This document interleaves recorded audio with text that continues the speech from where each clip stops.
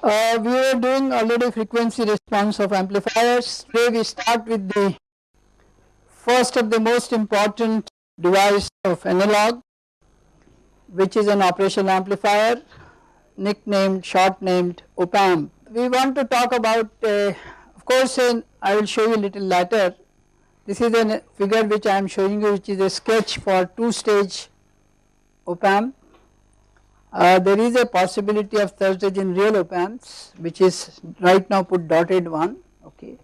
The first stage is essentially what we call high gain stage, which is followed by another gain stage which is basically high swing stage, and then it is connected to buffers, which is typically push pull types, output amplifiers as they are called, and that gives the output to you.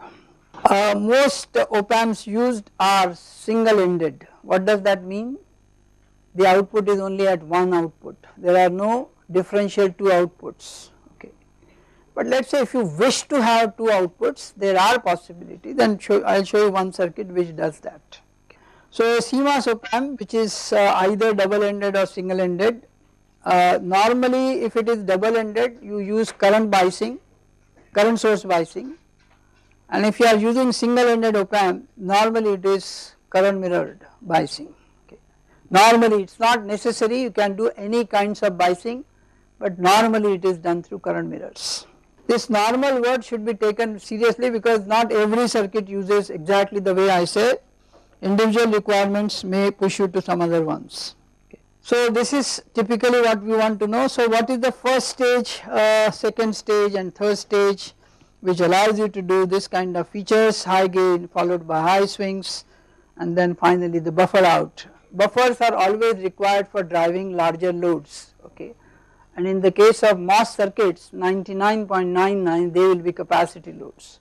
So you are driving a large capacitor which may be the input capacitance of the next chip or next stage of the circuit, okay. And like in the case of digital circuit, we typically expect the load at least 4 times the COX, which is called FO4 loads. So even in this case, at least whatever the highest capacitance you put 10 times CL, so that becomes the maximum possible load. But in general in our design right now we will specify for what load this needs to be designed. The features of op-amp we will discuss when we start designing op-amp, what exactly the parameters we are worried about like gain, CMOS, bandwidth and what else, but let us do some basic thinking on this. So once I declare that I want a high gain stage, the possibility of such high gain stage is either through a cascade amplifier, but it will give only generally single ended outputs and require large power dissipations. So we will go for DFAM. So the first stage of a op-amp is normally a differential amplifier or difference, okay, there is a word I keep saying differential amplifier and a difference amplifier, I will differentiate later, but in books sometimes they are same, sometimes they are not. The difference amplifier is essentially outputs are also difference, two outputs, two inputs, okay, which are required in many filter organizations. Okay. So first stage is a DFAM whose output can be single ended or can be double ended, and it is given to another stage which is normally high swing high gain stage. Okay. Most of the gain picked up here, the rest gain is picked up here, plus swings are improved. Then there is a last stage which I am showing you, buffer, output buffer or is output amplifier. Typically it is push pull kind, but not necessarily everywhere, but take it normally it will be a push pull. What does push pull means? Either the top transistor will be on or the lower transistor will be on, okay, like a normal output stage of any digital hardware. So that is the kind, but the importance there is they can drive larger capacitors because they can provide larger currents, okay. Yes. Yeah, it is a gain stage, but it gives you output swings. V out max, V out min is picked up from there, okay, and not from the DFAM stage, okay. Is that clear? Then in most op-amps, for the case of stability or without thinking over it, there will be a feedback capacitance connected. CGD is for example always there, or other parasitic capacitance may appear which may give you output to input connections at least the output stage, this stage, and in that case you will have a feedback. Now this feedback also creates feed forward. Okay. So in all our analysis we try to avoid feed forward situations. Okay. What does feed forward can give you? A 0. So we are trying to see that 0 does not appear at least in the range of frequencies where we wish to operate. Now the feedback is what we few minutes we will discuss later, but if you see carefully this, if you look at the DFAM, the first two transistors, maybe here is, may I put it new slide just for the heck of it, just look at either of them. This M1 M2 receives input voltage and converts them into GMV1 GMV2 kind of currents. So this is essentially called V2I converters. When these I's are fed to these, they give an output, which means current to voltage converter starts here. Is that clear? So this block is V2I converter, this block is I to V converter. Okay, so this first two stages, a DFAM has two parts. One is the V2I converter part, the other is, why I am giving you these figures, because this is how one designs which area we are looking into.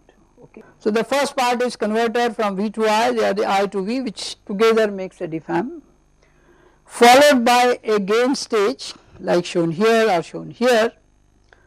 Now this gain stage you can see from here, since this is an output, M5 is receiving VGS and therefore converts currents. So next stage of this is a V to I converter, and that current passes through M6.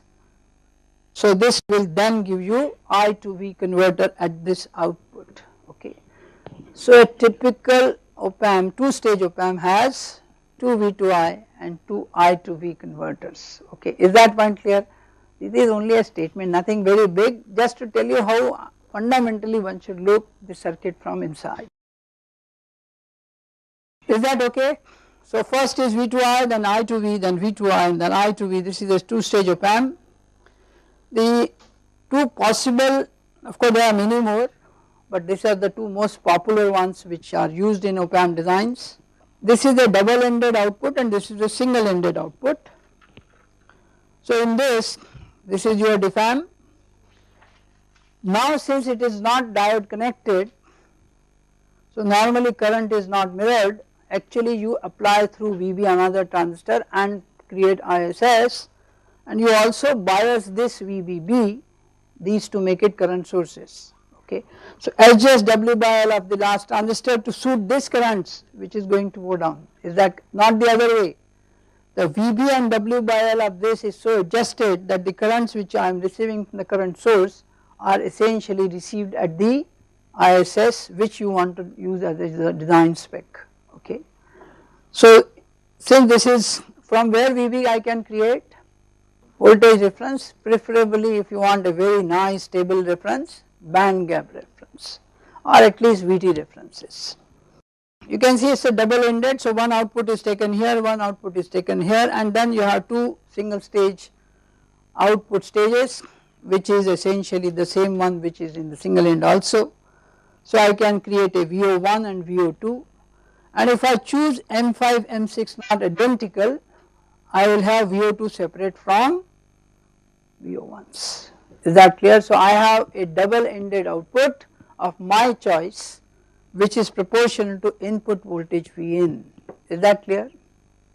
Please remember, I can make a ratio of this, I can make a ratio of this, and can change the currents in this, and therefore VO1 and VO2, that is V2I and I to V converter, can be modified to suit different VO1 and different VO2 for the same input Vin. This is essentially double ended output. If all are equal, then the VO1 will be equal to VO2, then you do not need that. If you are using same, then why do you want to? Okay. At times you still need to. in a layout it is sometimes preferred to have same output going other two sides, so you may as well use this, but that does not help too much because it consumes power for nothing. Okay. Okay. So this is a, as I said, not very often used, but if needed can be employed in many op-amps. There are specific op-amps which gives you double ended outputs. Many of the LM series, which is a low noise op-amps, they are double ended outputs. Okay. Even 8576 is also double ended, very famous low power low noise device. This is the one which is most of the 741 series, 747, whatever 725, 723, whatever standard op-amps you see in the labs, they use single ended outputs. A DFAM whose load is decided by diode connection. We have already done analysis for this. Okay. We have also done this individually, so it is not that they are two different, it is only a question of load which you put there. And in these cases most times both this M6, M7 if there are any other stage are driven through a current mirror. The biasing is not shown here, so there will be a biasing circuit which will give you a current mirror, and that same output is connected to as many transistors as you want to have same currents. Is that correct? Okay, so when I start looking into this design, all that I have to design is the W by Ls of this and W by Ls of this to meet specification. What else I can design? The size of M7, which may design the RASS or ISS values. Okay. Because I can mirror whatever current I want, is that clear? I do not have to have M7, M6 same either, I can have different M6, M7 if need rises. Normally I will not do that, but if I need I can do that because I just have to make different W by Ls for this. The problem there is different how much will be decided by this because this is going to push the current. So it is not too much in your hand, okay. Is that okay? Okay, so my end product is op-amp will be given some specification to me and all that I will design or I will get an output is sizes of all transistors, okay. That is what design is about, because once I know the size, we are not done layout, maybe in between before we go details one class on the design layout may be helpful. Just a minute, I will come back to it.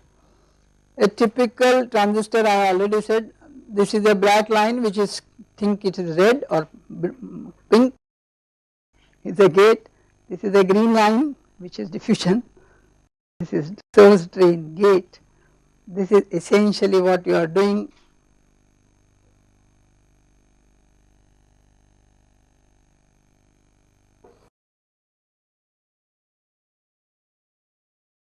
This is the transistor cross section, source drain, and if you have a window here, let us say oxide on the top and contact here, so I can open a contact here, these are all oxides, contact here, this may be my drain, this may be my grate and this may be my source. So I can open a window inside this and make a metal contact on this, I can open a window here and I can put a metal contact here, I can open a window here, cut and I have a contact here. Okay. This is called layout. What is the transistor length and width here? From the, this is length and this something is width.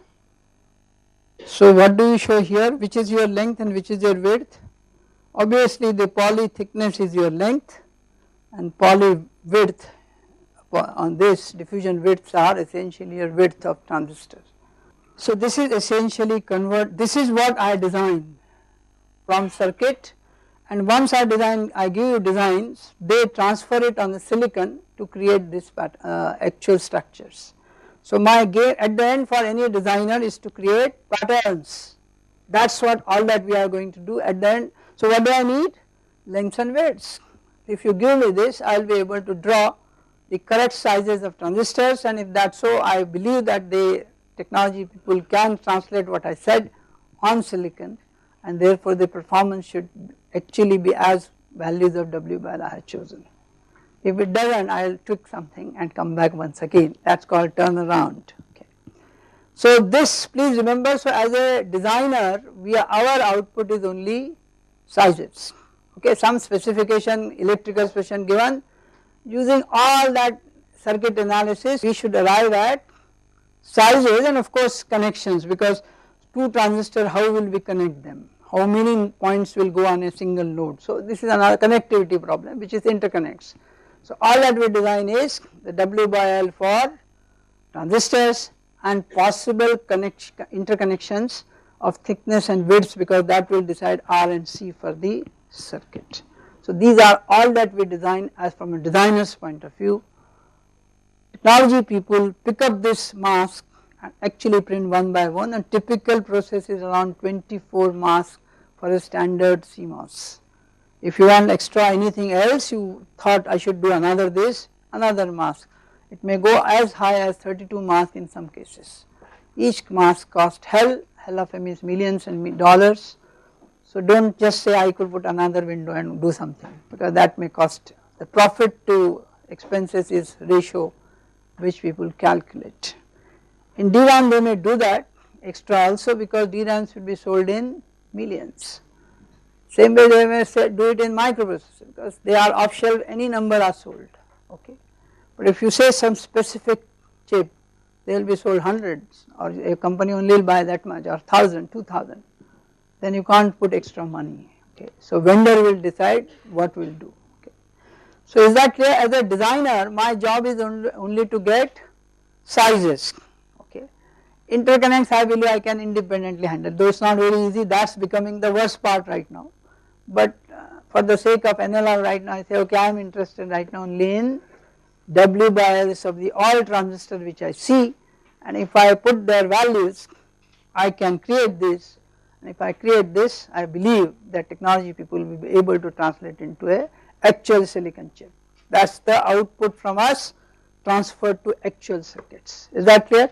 So please remember, for us it does not matter, any other thing is not relevant for us. Of course you may have limitation of bandwidth, you may have limitation of gain, power, slew rates, VO max, VO min, ICMRs, you may put any PSRRs, CMRRs, you may put any number of constraints or specs for you. But at the end of this, what best among them you can get for the design you are asking, find W by Ls for all of them. So I will give a OPAMP design later. For those who have access to SMDP sites, otherwise ask someone who works in VLSI lab.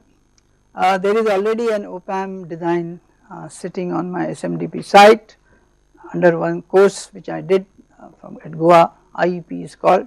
So there is an OPAMP design for a whatever. I will actually change my specs for your course so that it will not be identical, but the method will remain same. So those who wish to see that can even now see that, okay. It is around 10-12 pages or 15 slides or more just to show you how designs go at the end. Okay, is that point clear? So what is our aim is, having taken a circuit and given specification, okay, this is also our choice, this one, any other architecture you can choose either, depend on your thinking, but then it should meet the given specs for given technology node as well, because you will be specified 0.25 micron process, 0.35, 0.18, 0.13 or 90 or 60, whichever technology they say, that must conform to that technology node. What will change there? Beta dash will change, VTs will change, power supply will change. So many parameters and their variations will change, and therefore the design will become even tougher as I go down in the node values, okay. So designing at 0.35 is the ideal, or 5 micron will be the best because everything will work, okay. So when we design, why we choose 5 micron? But then we are sure that in case per se you translate, I assure you 100% it will work, okay. But if someone does it on 45 nanometers, me and you will keep guessing, may or may not, okay. That is the problem with technologies. Okay, so having shown you this two hardware part, this one which I am going to use now, okay. So there are two stages, the define stage and a output stage, second gain stage. So the net gain is AV1 into AV2. AV1 is nothing but the gain of a DFAM, AV2 is gain of a single ended amplifier. What is this? Just a minute before you write. Which is this amplifier is? Please remember, I never said all input should be only on N channels. This is a P channel device which is taking an input. You can see an input is coming there. This is the load for it. So this is a common source amplifier with a P channel driver. Okay. So don't look the other way. Is that correct? Input is given to 5, which is a P channel device. Okay. And to keep it minus VGS, actually the source is given higher voltage. Okay. So that minus values are automatically created. Is that clear? That's what we do in CMOS. That's what we did here. Okay. So please take it. This is a standard DFAM followed by a gain stage single common source amplifier. Whatever W by Ls will give you, whatever currents it will keep, will give you GMs and ROs. And once I know them, I will be able to evaluate gain of this stage and gain of this stage. Okay, so the example is the AV1 will be minus GM1 RO2 by RO4 for the DFAM. The AV2 will be minus GM5 into RO5 RO6. So the gain, finally two stage gain is GM1 GM5 RO2 RO5 RO5 RO6. Please take it, in the first case the output is picked up here. Is that clear? These two transistors are not diode connected, so they have ROs. Okay. So they may be GM parallel, 1 by GM parallel, but RO will take care of them. Whereas in this case 1 upon GM is its RO actually, RO parallel 1 upon GM, but I am not taking output here anyway. Is that clear? So that those terms are missing simply because I am not picking output from that end, I am only picking output from here. So GM times either this GM or this GM, because currents will be half into R parallel of these two is the output voltage. Is that correct? Same way whatever I am receiving here, the size ratio RO6 in parallel RO5 into GM of RO5, GM of 5 is the gain for common source this. Is that clear? So it is very simple what we did, and therefore I will not go again and again solving. We already solved DFAM, we already solved common source, common drain, common everything. So we just substitute whenever. Is that okay? So there is nothing very big. This is a DFAM, this is a common source amplifier. Though I have written it, but you can see that I can just multiply the two gains. I also know I can calculate GM1 and GM2 by writing 2 beta 1 IDS 1, 2 beta 2 IDS 2. Beta 1 normally a 99.999 will be equal except the variation part. The thresholds will be equal, the sizes will be equal. But do not think 3 and 4 will have same WR1 as 1 and 2, because they are loads, they may be different values compared to this. Why other reason also they will be different sizes? The lower transistor of what kind? N kind, the upper ones are P kind. So even for the same current V ratio will appear. Okay. So for that matter their sizes may be equal between M3 and M4, but will not be same as M1 and M2 as we did earlier. Okay. So I can calculate GM1, GM2, RO1, RO2, RO3, RO4 all this knowing the currents, and once I know the current, now the question is how much current this will draw. Okay. I have an example, I will show you this. Please remember this current, though it is showing from here, I do not know what is the size of M6 I need. Okay. I will see to it that this current is same as this current. Okay, we have both P channels, same current flows here. To flow the same current here, this will not be same current here. Is that clear to you? Let us say this is ISS, this is ISS by 2, this is ISS by 2. So current which will flow through M6 is not ISS but ISS by 2. So for that W by L will be different. Is that point clear? Though it is mirrored here, but their size may not be equal. Is that clear to you? So these are the issues. We should quickly look at it from where current, that is why the first figures were shown, V to I to E, V to I. This is V to I which is pushing current in the load. Is that clear? So the current is coming from M5 and not from M6.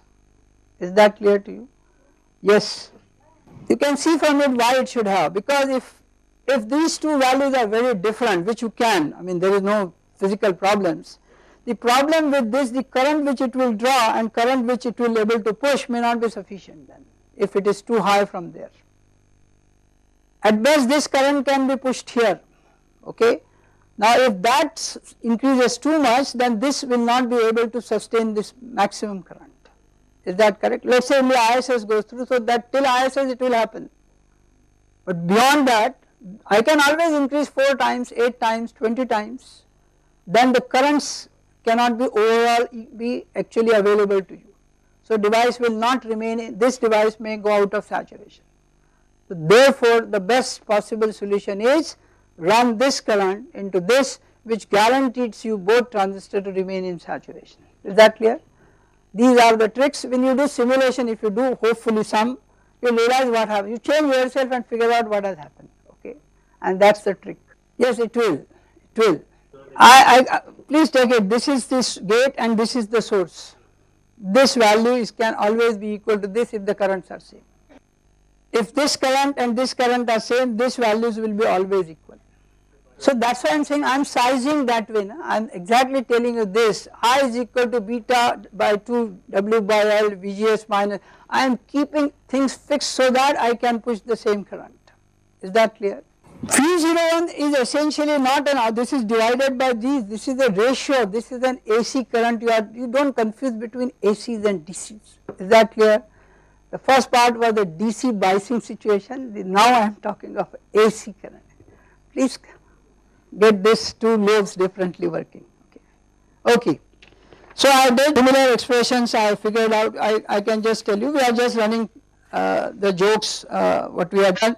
I can find RO1 by 1 upon lambda 1 RS by 2 RO2 RO3, similar way I can calculate all ROs and I can calculate all GMs, okay, and if I know one of them, then I can start calculating, like all lambdas are equal, let us say for P channel, and all lambdas are equal for N channels. So only 2 ROs will be required to be calculated. For those ISS is known, so go back and calculate GM for them and keep doing till you get W by S for all example I am just going to show. This is the formula is only that I use for design of a DFAM. Is that correct? DFAM to this. So I have an example for you. This does not look to be very nice expressions. Is that okay what I did? I am just trying to say I can evaluate RO, I can evaluate GM in terms of size and currents. ISS by 2 and W by Ls will decide my ROs and GMs. Is that clear? If alpha lambdas are known. Typical lambdas for 5 micron process is 0.06 per volt. Others may have 0.04, 0.025, but which one is better, higher or lower? 0 is the ideal, that is RO is infinite, okay, 0 is the ideal, but 0 you will not get. The larger technologies have larger lambdas, okay, in general. So typical values which my problems taken from Boy's book is 0.06 is typical value they choose. But in real life when I give a problem I may not choose 0.06, it may be much different from the, then I may use a technology of 0.25. So the specs given by 0.25 I will use it in your calculation. Right now as I said I am using Boy's data and therefore I am using his values, but otherwise please take it, the given data is coming from where? Technology file. On a SPICE there is a technology file which will give you all specification for that technology node of a transistors. Is that clear? So pick up actual data from there, which in my case I will give you a table, okay, or at least give the values. Okay, so is that point clear? So let me start having a problem which may clarify many of those doubts. Let us say our total bias current in DFAM is 20 microamps ISS. RO is 1 upon lambda ID and GM is under root 2 beta IDS. इतना एक जगह लिख लो. Okay. I agree it is relevant, but that much you can think. Okay. यहाँ देखो ये उसमें सब कुछ है जो फिर से आ रहा है वो सब. Single ended, all single ended. As I said, double ended are specific devices required Not that they are not used, by the way they are used as differential systems, but as of now. Okay, please remember I am using just to give you idea, using data from Boyce Baker Lee's work or Lee's book. So pardon me if that data is copied as it is and problems is maybe slightly modified or used there also, but I have solved myself, I have not checked with them. If the bias current is chosen as 20 microamps, then each arm will get a DC will be of ISS by 2, which is 10 microamps. So I can calculate if given betas, lambdas, okay. So I calculate GM1, which is 2 beta 1 ISS by 2, I know beta n dash, I just do not know right now W by L, but that is what I need to know. RO1 is equal to RO2, lambdas are given to you, which is lambda by 2 ISS by 2, RO2 parallel is 1 upon lambda 2 plus lambda 4, they may be equal, but if you wish you can write lambda 2 plus lambda into ISS by 2. Is that, I am not saying lambda are equal, then I add lambda 2 plus lambda 4 times ISS by 2 is 1 upon RO2 parallel RO4. So this value I calculate 0.06, it is 0.06 per volt, both of them, all actually lambdas are chosen same. Actually even that is not true, p channel lambdas are different from n channel lambdas, but for that is what I say for the simplicity. Okay. So what is the current in each arm of a diff amp? ISS by 2 is beta 1 by VGS minus VT1, so root ISS root beta 1 by 2 is VGS minus VT1. I am using this for what purpose? क्यों ये expression लिखा मैंने? Do I know this? For a 5 micron process I know VGS1, how much it will be? VOV plus VT. For this technology VOV is 0.37 volt as I declared earlier, okay, Boyce book, okay. Is that okay? What is the purpose of doing this? If I know these two values, okay, then and if I know this value, then I know beta dash, then what can I calculate? W by L, that is the purpose of all this evaluation, is that clear? Root ISS is beta 1 by 2. So if I do this, so if VOV is chosen 0.37 volt for a VT of 0.83 for N channel and 0.9 minus 0.9 for P channels, then VGS1 is equal to VGS2 equal to 0.83 plus 0.37, which is for a 5 volt supply, VSS is 2.5 minus VDD is 2.5, total supply voltage is 5 volt, for which these values are valid.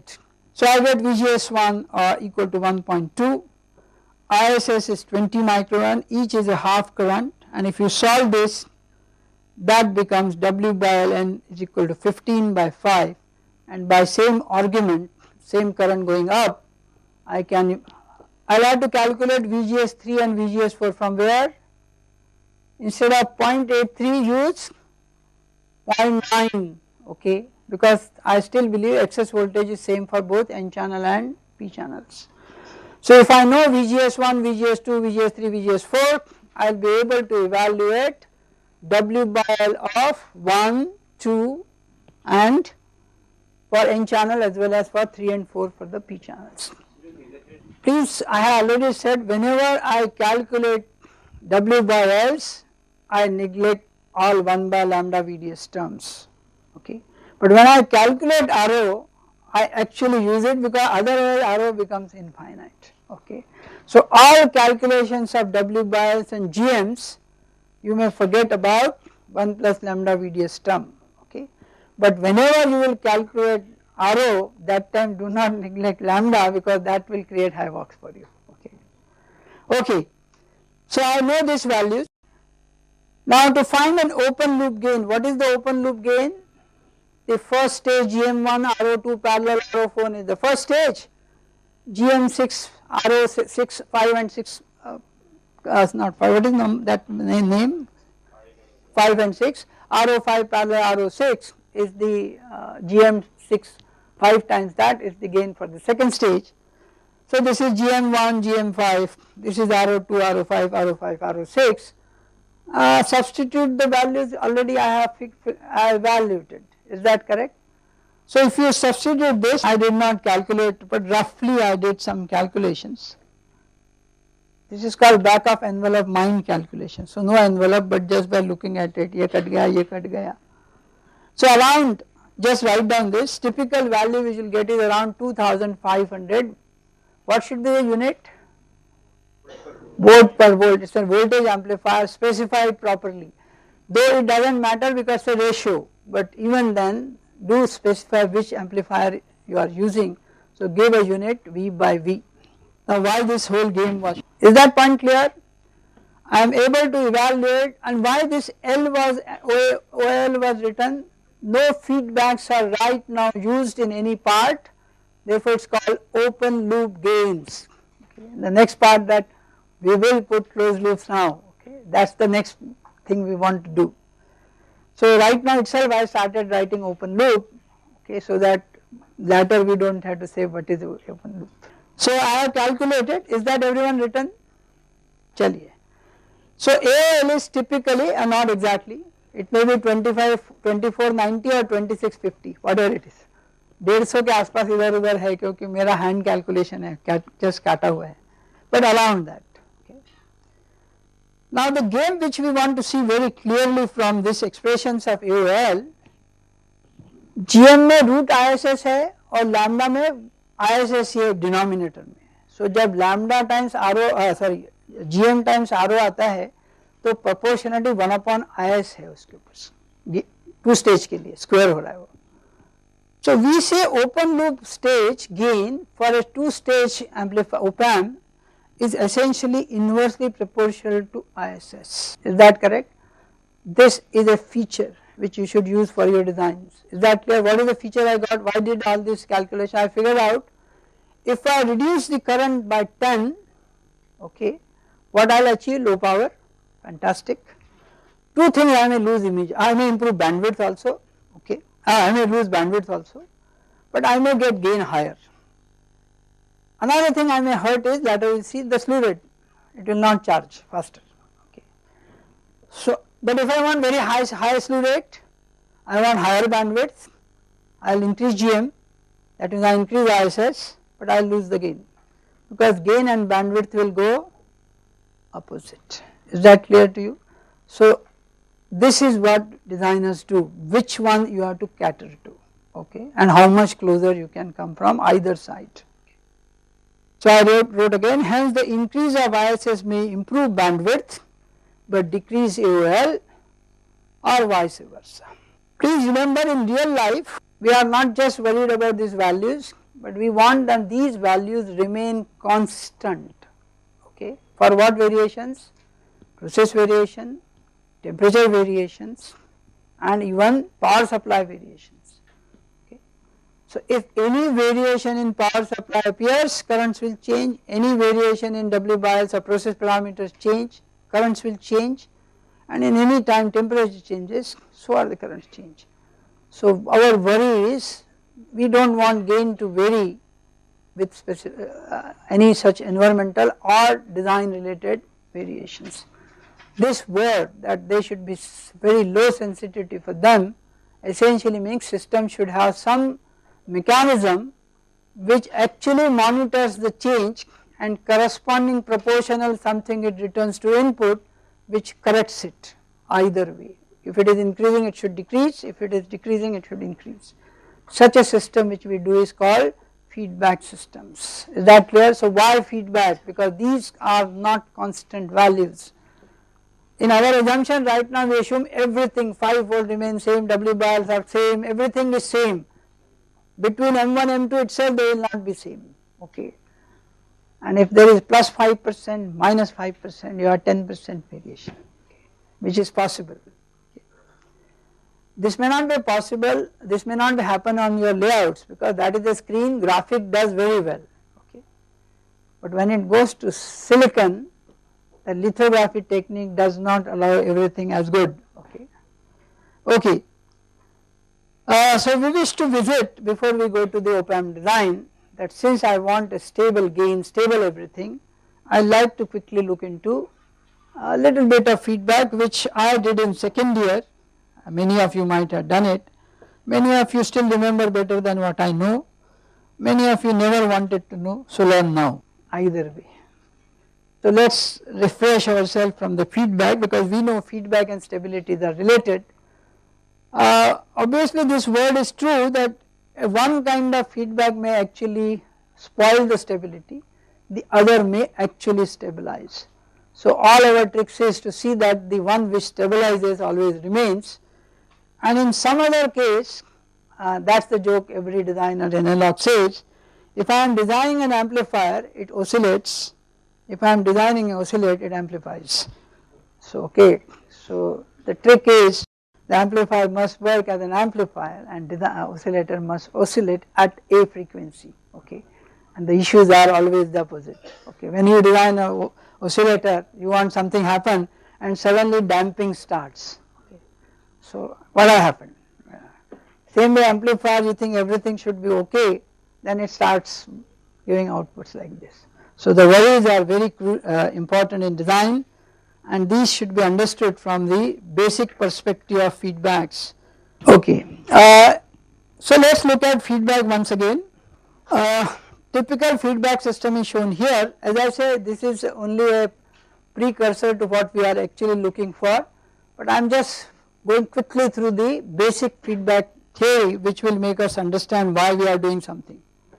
So this is an open loop amplifier, Xs is the signal, RIF is the input impedance seen from that, this is some kind of a summer or adder sigma term, okay.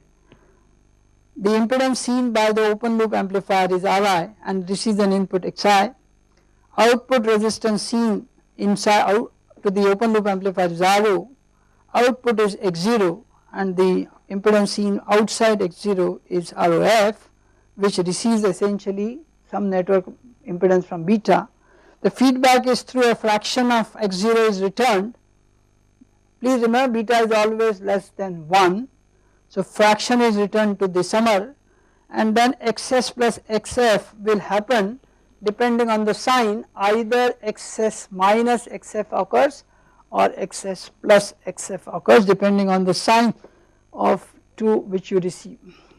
Okay, so AL is called open loop gain, beta is called feedback factor. Normally beta is passive element, okay, normally, but need not be, okay, and if it is need not, or if it is the other way, then the analysis becomes very complicated, okay, but right now we will say assume constant.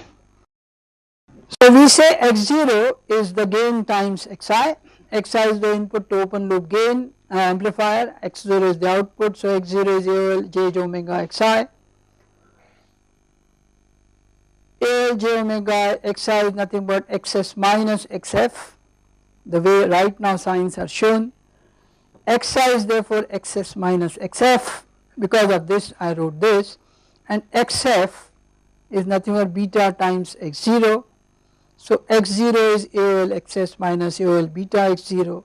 So if I now define the closed loop gain, which is X0 by Xs, then it is AOL upon 1 plus AOL beta. The sign of this can become minus depending on the AOL is of what sign, is that clear?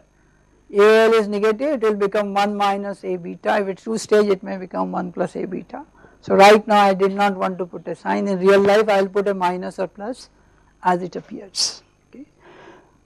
Now this fact that closed loop gain is related to open loop gain through AOL upon 1 plus AOL beta, and in the control system theory or in feedback theory we give some names for this. If you have any book, these are standard definitions in any book, including the book yesterday I said about Cedra, Smith and me, so देख उसमें भी यही है.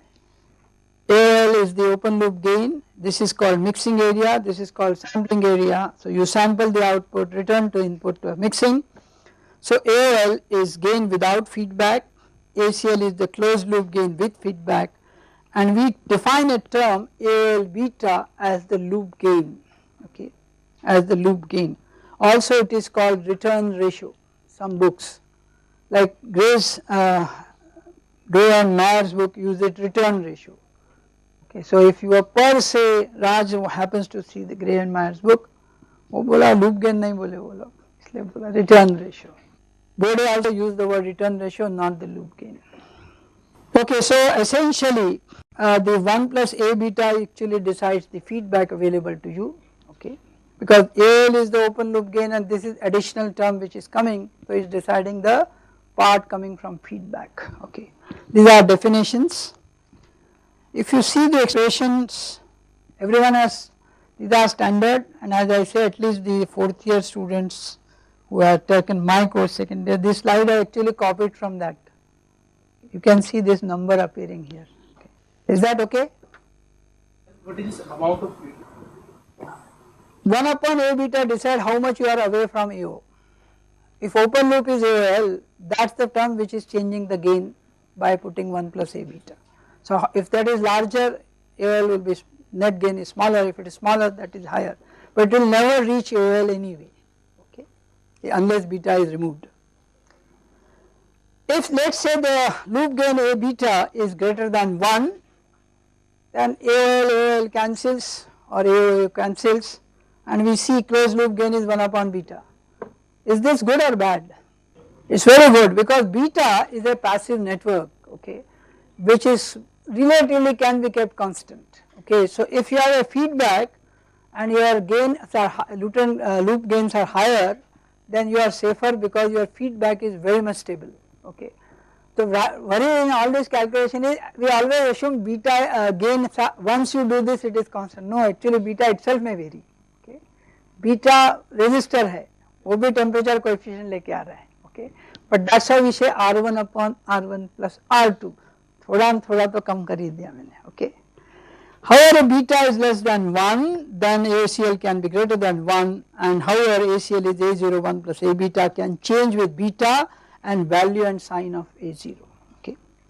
So there are two possible ways the feedback can affect us. If you see our figure, if the Xi and Xf are in the same sense, then they add and they are opposite sense, they are opposite sense they add, if they are in the same sense they actually subtract, okay. Battery है plus minus add हो जाएगा, plus minus plus subtract हो जाएगा. So essentially one which reduces the Xi value from its excess value, we say it is negative feedback, but it does not mean always reduces, it also can correspondingly change output, will return less feedback and try to adjust, okay. Where do you think positive feedbacks are used? Oscillators.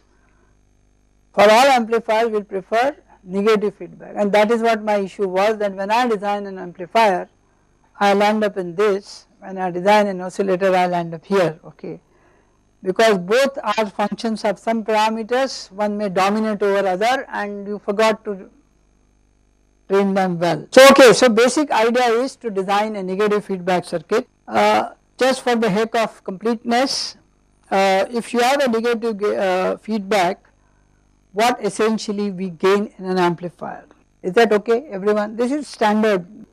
Okay, the first thing it actually does is desensitivity of the gain. What does desensitivity means? It reduces the sensitivity. If you see a closed loop gain which is A0 upon 1 plus A0L, you can write, sometimes I wrote A0, sometimes AOL. So it is A0 upon 1 plus A0 beta, DACL is DA0 1 upon, differentiate किया, okay. Then we say DACL is DA0 upon 1 plus A beta. This still connecting this DA0 this into 1 plus A0 इसका multiply किया, okay.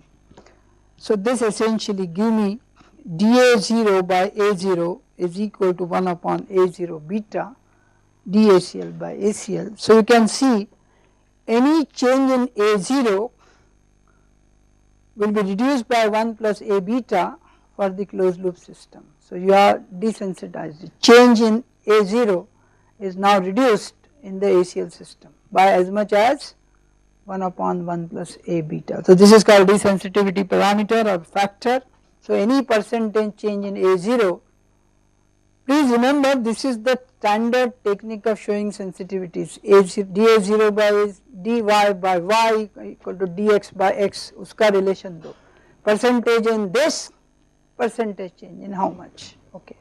So essentially they say the change percentage here will be reduced in this because by this factor, okay. So this is a desensitivity. The second advantage which feedback gives for an amplifier specific is, let us look at the, so the second feature of negative feedback is it improves the bandwidth, okay. Let us say your open loop gain is A midband upon 1 plus S omega 0, where omega 0 is the first pole, dominant pole. We call it then AM upon 1 plus S omega 0 is A0, AOL is A0 right now. Then with the negative feedback, ACLS is AOLS upon 1 plus AOLS beta. Substitute this quantity here and here, okay. So you get AM upon 1, A is midband gain, AM upon 1 plus S by omega 0 upon 1 plus AM upon S plus omega into beta. Collect the terms and define ACL0 as AM upon 1 plus AM beta, which is independent of frequency. So DC closed loop gain, DC closed loop gain, AM is the DC midband gain for open loop system. So I get ACLS is ACLO upon 1 plus S time S by 1 plus AM beta times omega 0. So now the pole has been shifted from omega 0 to 1 plus A beta times omega 0. So you have improved your bandwidth by this much amount by just putting a feedback. Is that clear? So why is that clear? But if you see closed loop gain, what it has done? It has reduced by that much amount, so bandwidth is increased by that much amount, okay. Please take it, these are my notations, names, you may have if you are reading from any other book and they are followed, but follow universally what you follow once. Like SPICE uses K as the beta, okay. But some SPICE new versions use K by 2 or rather beta by 2 as K. So think of it, this can worry you because you are losing 50% on that, okay. Like SPICE level 3, level 49 versions use the beta dash by 2 as K dash, whereas the 3.3 of the old versions NG SPICE they only use beta dash as K dash, okay. The next, of course this I made a statement, obviously the bandwidth improves, gain falls. A third most important reason why one works with the feedback, negative feedback is it actually reduces what we call nonlinear distortions in amplifiers. What does nonlinear distortion means? If you have a characteristics V0 versus Vn, for a given Vn value if the linearity is not held, then since the curve is not linear, it is a nonlinear term. So when you actually find V0 in terms of Vn, your square cube polynomial terms will appear. So much of the power or energy will be lost in other frequencies, okay, second harmonic, third harmonic and higher harmonics, whereas you want all the energy should go to fundamental.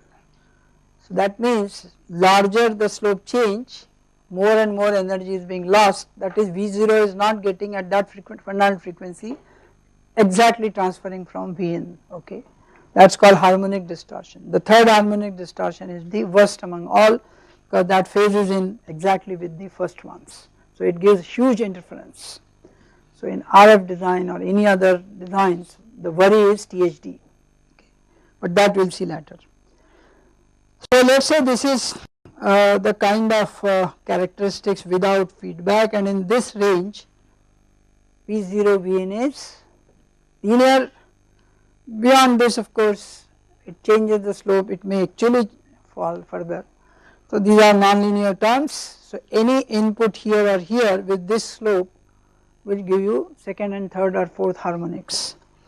However, if you add a feedback, you have just now seen gain is something like reduced now particularly, but but now you can see this frequency term up to which,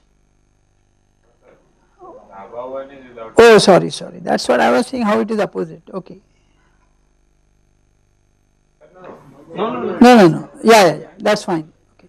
So what essentially is trying to say is, as I change dV0 by dV in changes, that means the linearity is correspondingly changing. So the idea behind putting a feedback is increase linearities. Okay. So जब भी linear, what is the purpose then? You may increase linearity, but your gains will be correspondingly different from your requirements, so is the bandwidth will be different. But at least for large signal operations, probably you will be able to operate better. Okay. Okay, so this is the three things why everyone goes for negative feedbacks.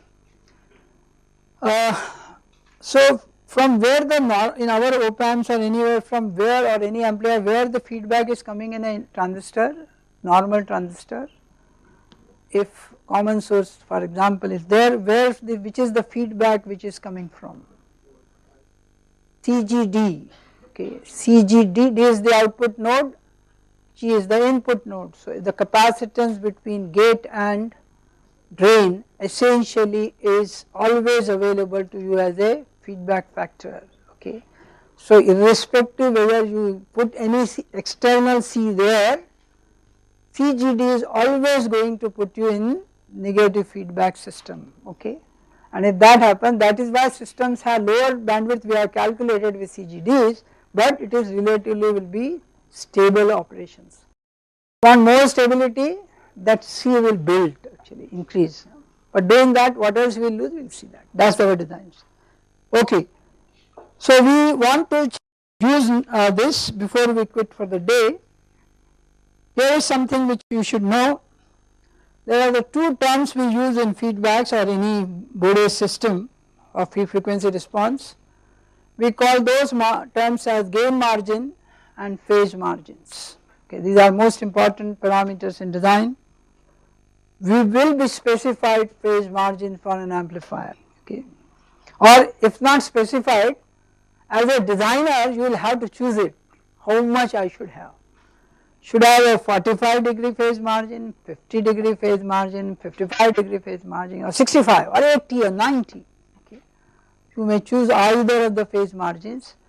How will they influence the performance is what we are going to see. Okay. So what is the phase margin we will like to see. This is our closed loop system.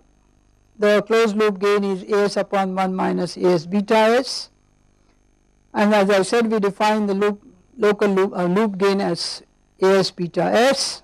Here the As is taken minus, so sign is going accordingly.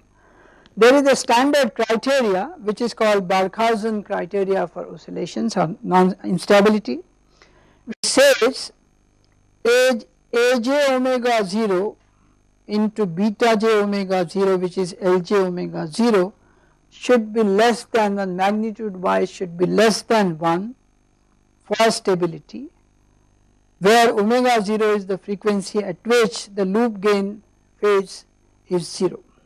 I repeat, omega 0 is the frequency at which the loop gain is the angle or phase of that is 0. Angle means phase is 0 at that frequency. At that frequency A times beta must be less than 1, then the system will remain stable. In case of oscillator, what we will do it? We will actually break this to make it oscillate, okay, because gain is minus. Though this is taken at like this, but this sign is taken as a return with a minus signs, because the gain is less than dB the way we calculate, okay. So you will just check it, we will come back to it again. Okay. Now here is the important graph which is given in every book, if not you can note down from here. This is a representative graph, nothing very, this is the Bode plot. I am plotting a loop gain versus frequency, okay. Let us say I have a pole P1 where the loop gain starts falling from this frequency P1, and let us also say for design the second pole is at the gain bandwidth point which I can design. GBW is this where the gain becomes 1, the pole actually occurs there. Okay. Is that point clear? The P2 pole occurs right here. This is just to explain, nothing, it may occur later or it may occur earlier, but just to make the case important study case. Is that correct? The first pole is here, second pole is actually starting here at this point. Okay. We know from the Bode's plot that once the poles, this 3 dB point goes, the loop gain will start falling by minus 20 dB per decade, okay, and it reaches, if there is no pole till then, it will go to the 0 dB point, or it crosses the omega axis at this point, which is your gain bandwidth point. And let us say if the second pole occurs here, that will also give you another 20 dB per decade fall. So this 20 plus the second pole 20, so the next fall will start going by 40 dB. If there is another pole somewhere here, then if 60 dB it will start falling down afterwards. Let us say the third poles occur here at this point, 60 dB will start falling. But once the gain falls below minus 20 dB or even 0 dB, it is not a gain anyway, is that correct? Gain means log of something which is positive only if it is positive dBs, otherwise it is a fraction, and if it is a fraction we may still call it a gain, but it is not really a gain. So gain is only up to this as long as it is plus dBs. Okay. Now if you have done your complex algebra well, and last day I did tell, this tan inverse or the angle for this is tan inverse imaginary by real, essentially gives me what they call argument or tan inverse points, and for these you study it if not some other day. At first pole it should at least have 45 degree down from the mid-band point.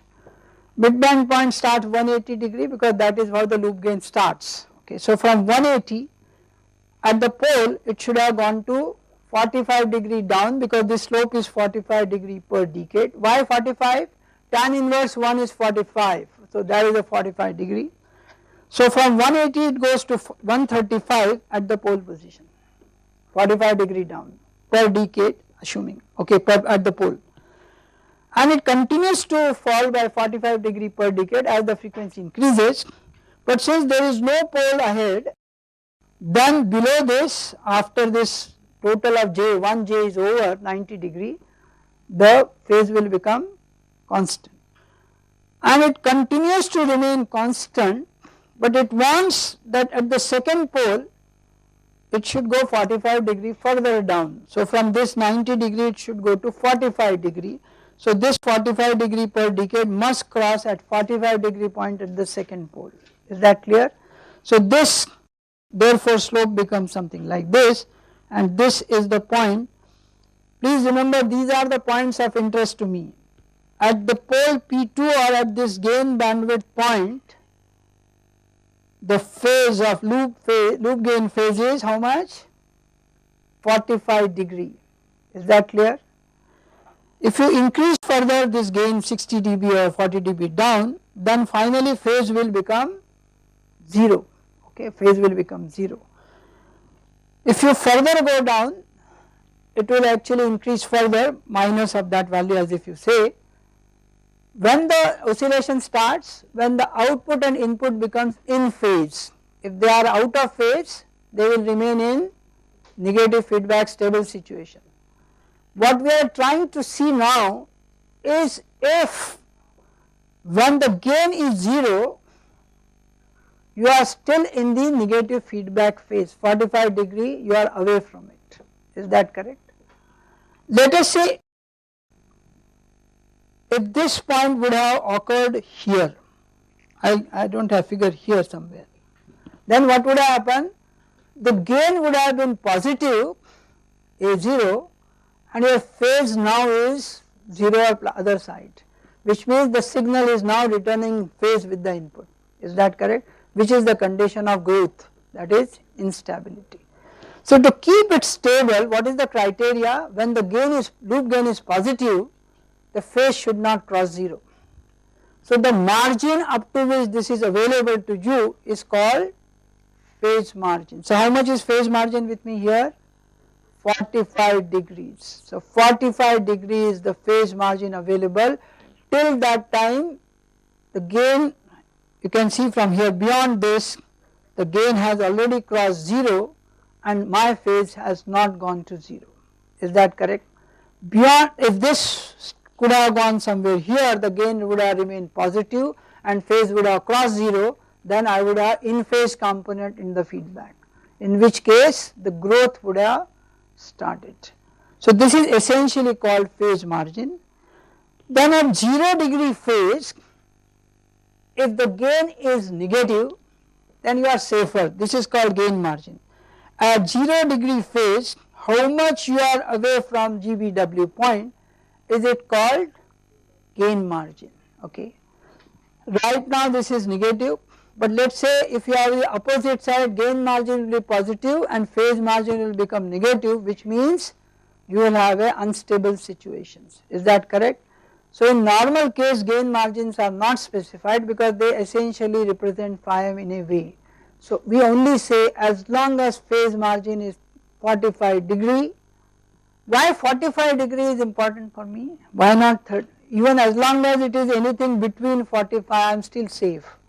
What is the worry? We do not want to go below 45, anything. Any additional capacitor parasitic appears, how much phase it can give you? 90 degree, okay. That may push it down earlier than what you thought, okay. So the minimum, because 50% point I have to get it, so I say at least 45 I should have. So that the worst is gain margin is 0, at phase margin is 0, so you are exactly cutting each point. Is that clear? So the minimum phase margin for stability is 45. Now we will see tomorrow some more details of this, and we will prove that the phase margins are essentially adjusted, because what will phase margin will do? They are deciding poles. Is that correct? We know poles decide the bandwidths, okay. So by changing the phase margin, you are also designing the bandwidths for the amplifier. So how much, otherwise you would have got to 90 also, you say very safe may have a lower bandwidth, because then only this can occur, okay. That very safe may create your bandwidth very small. So you need higher bandwidths and you also need safe margins. So somewhere between 45 is very lowest, so never try it. 55 degree to 65-70 degree is the range in which, and this number has something to do with transient response also, which we will see next time, zeta functions. Okay. We are right now only looking which frequency response? Frequency response. If I see a time response, I suddenly see something else is happening at the phase changes, okay, and that time I will say, okay, how much margin I have really to work with. See you next time.